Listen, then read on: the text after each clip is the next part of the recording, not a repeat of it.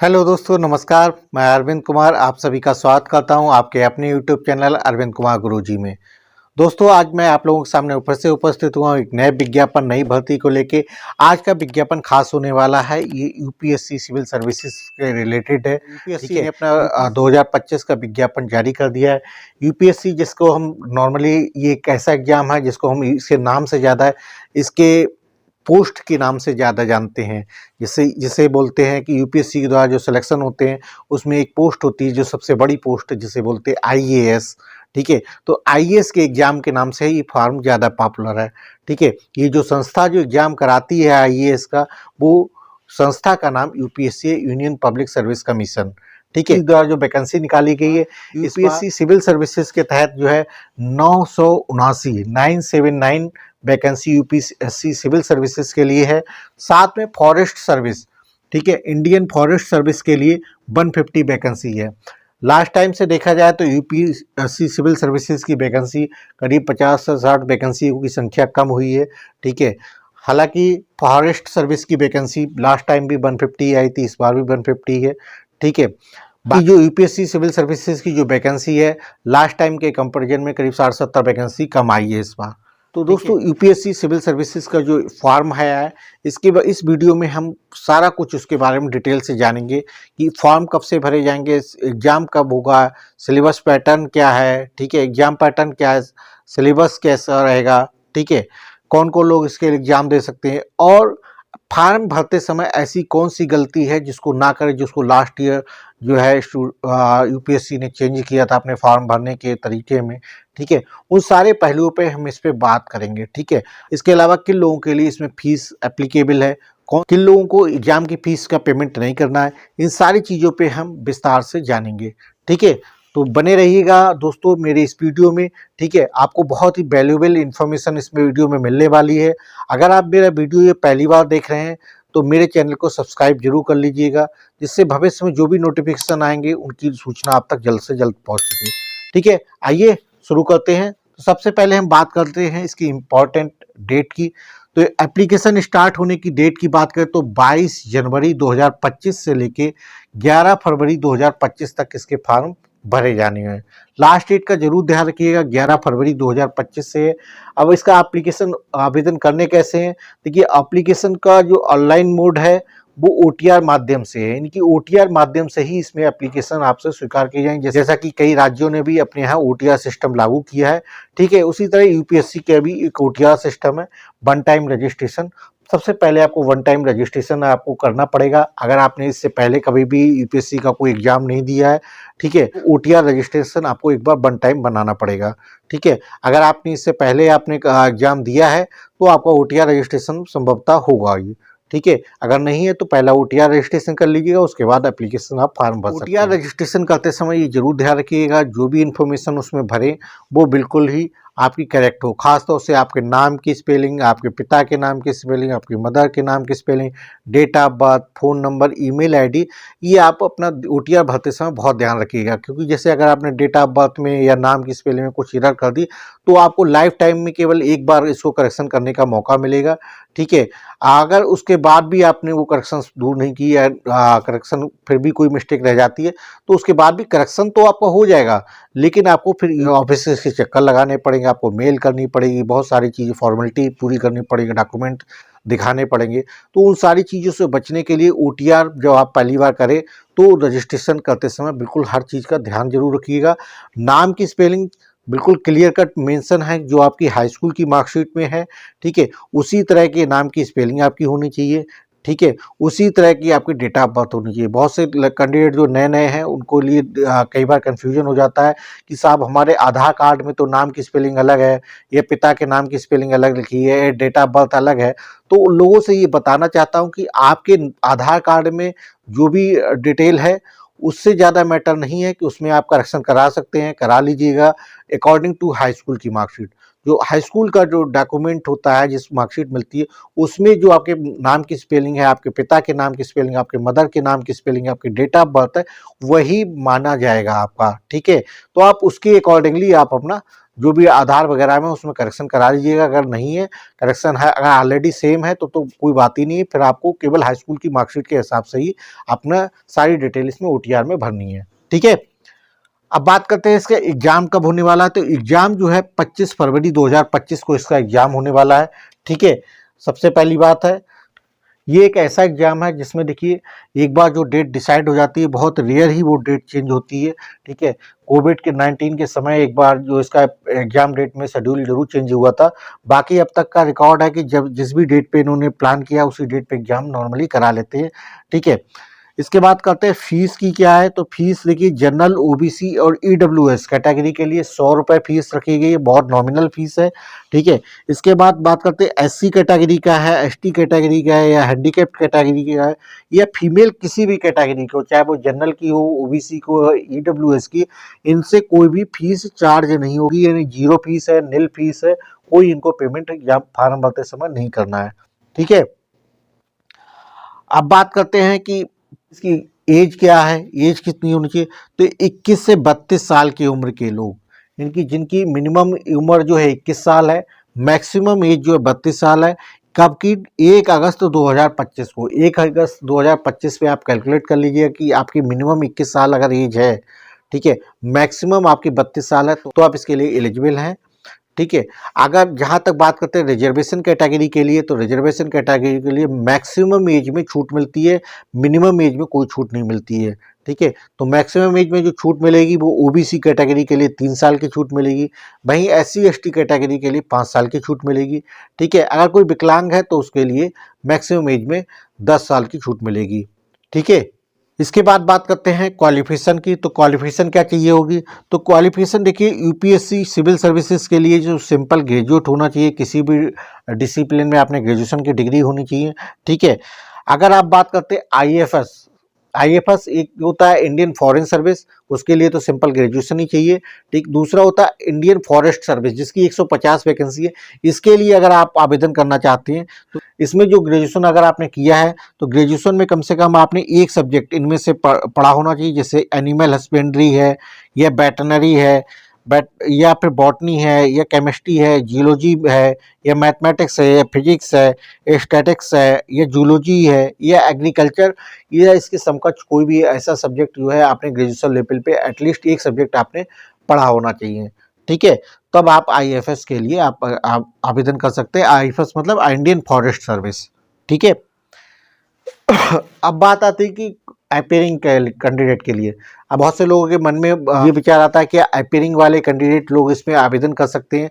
ठीक है, तो UPSC के इस एग्जाम में प्री एग्जाम देने के लिए आप अपेयरिंग कैंडिडेट हैं, अगर ग्रेजुएशन फाइनल ईयर में है, ठीक है, तो भी आप इसमें आवेदन कर सकते हैं। ठीक है, कंडीशन बस इतनी है कि आपको जो मेंस का जो फॉर्म भरा जाएगा, मेंस का फॉर्म भरने की जो लास्ट डेट है उस डेट से पहले पहले आपका ये ग्रेजुएशन की डिग्री कंप्लीट हो जानी चाहिए, ग्रेजुएशन की मार्कशीट आपके पास होनी चाहिए। ठीक है, अब बात आती है मेंस एग्जाम कब तक होने का। देखिए 25 मई 2025 इसका प्री का एग्जाम होना प्लान्ड है। ठीक है, 20 से 25 दिन में आपका रिजल्ट आ जाएगा मोस्ट प्रोबेबिलिटी।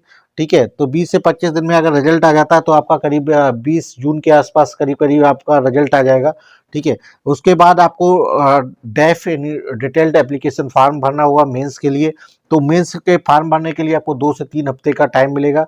तो मोटा मोटा आप मान के चलिए कि 10 जुलाई तक अगर आपका ग्रेजुएशन की डिग्री अगर आपकी कंप्लीट हो रही है तो आप इसका आवेदन कर सकते हैं, आप आवेदन कर लीजिएगा।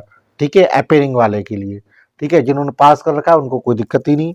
ठीक है, इसके बाद बात करते हैं नंबर ऑफ अटेम्प्ट कितने मिलेंगी। बहुत से लोगों के मन में प्रश्न रहता है कि हमेशा एक डाउट रहता है कि यार IAS में तो हमने सुना है कई बार कि नंबर ऑफ अटेम्प्ट निश्चित होते हैं, तो हमें कितने अटेम्प्ट मिलने वाले हैं ये कैसे पता लगेगा।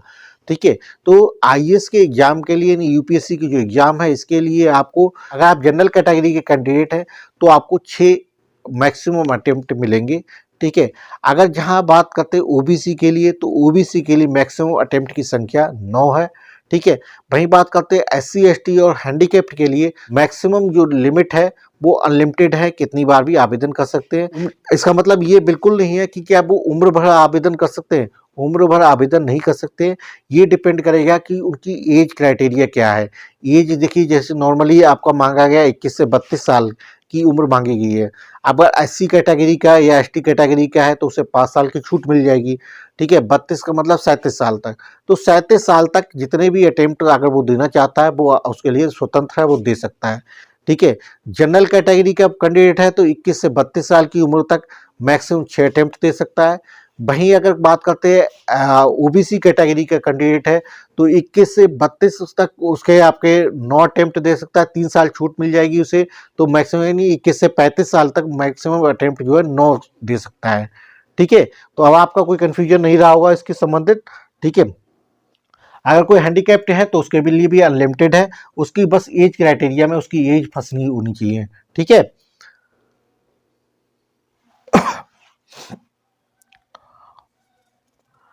इसके बाद बात करते हैं कौन कौन सी पोस्ट इसके अंतर्गत जो एग्जाम कराई जाती है, उसमें यूपीएससी का एग्जाम पास करने के बाद जो है आपको कौन कौन सी पोस्ट जो है आपको मिल सकती हैं।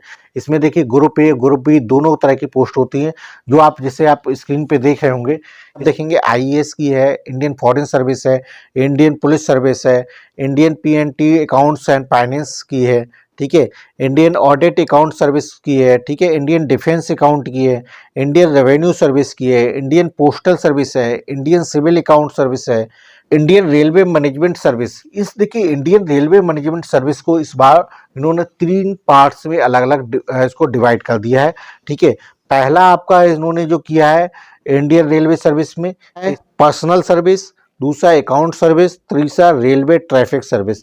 इन 3 अलग अलग सेक्शन में पहले जो होता था आईआरएमएस होता था, इंडियन रेलवे मैनेजमेंट सर्विस, उसको 3 अलग अलग पार्ट्स में इस बार डिवाइड कर दिया है इन्होंने। ठीक है, इसी तरह बाकी आप देख लीजिएगा, सारी स्क्रीन पे आपको दिख रही हैं ये पोस्ट आप है कि लगभग करीब करीब आपके 23 तरह की पोस्ट्स हैं, में आपका ये सिलेक्शन होने वाला है आफ्टर क्वालिफाइंग दिस एग्जाम। ठीक है, इनमें से कोई सी भी पोस्ट आपको मिल सकती है अकॉर्डिंग टू योर मेरिट। ठीक है,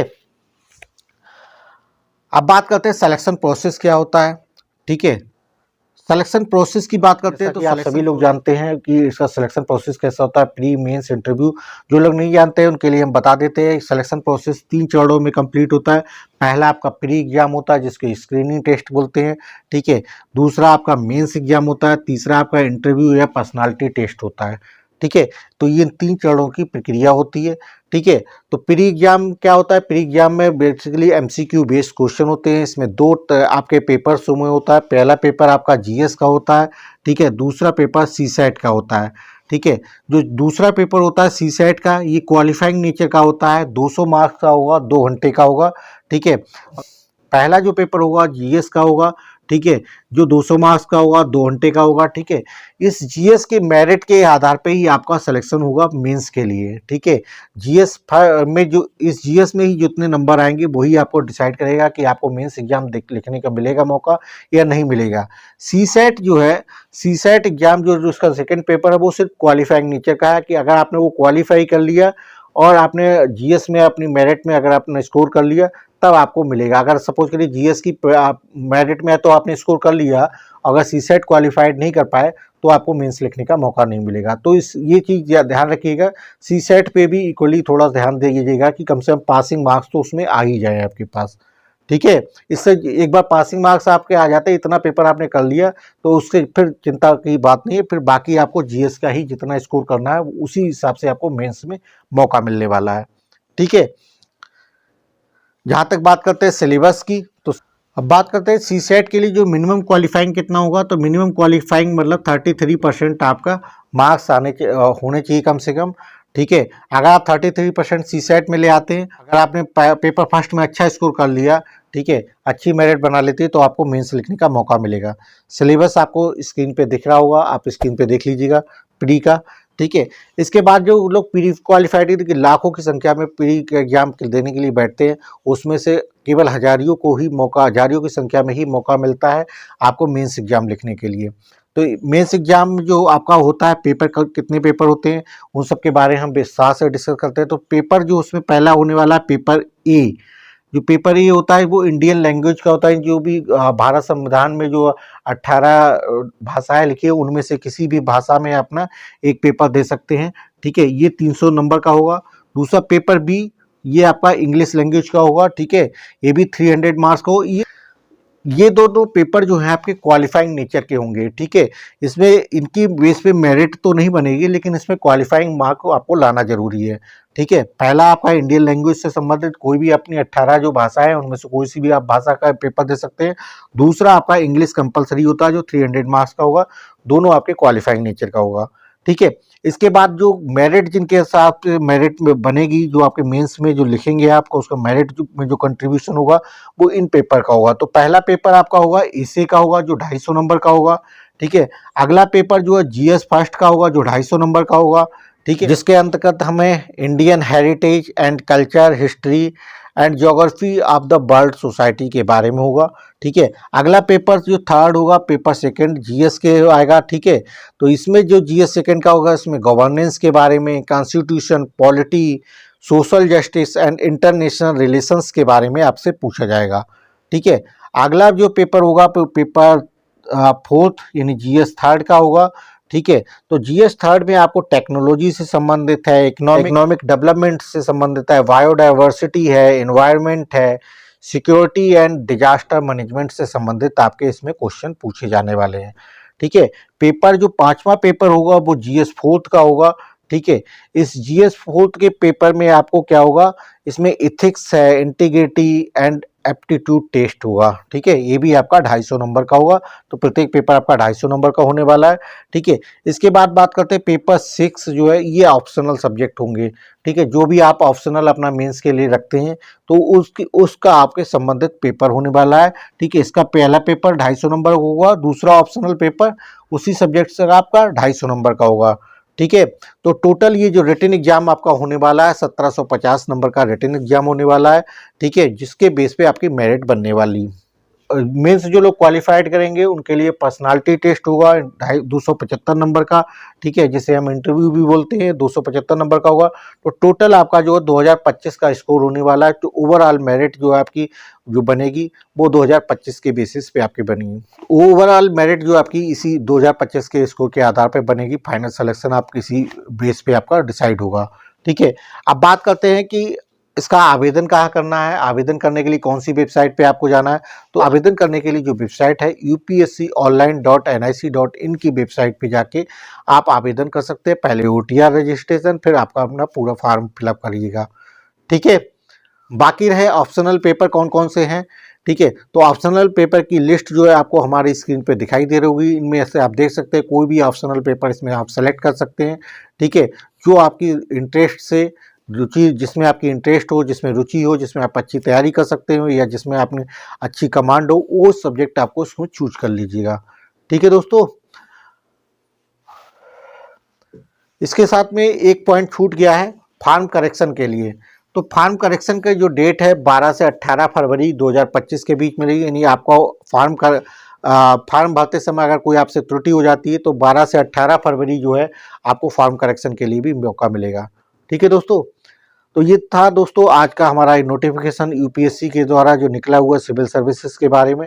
ठीक है, इसके बारे में हमने विस्तार से हर पहलू को जाना है। फिर भी जो है विज्ञापन बहुत बड़ा है, 157 पेजेस का है, तो इसमें जो मेन पॉइंट्स है उनमें हमने कवर अप कर लिया है।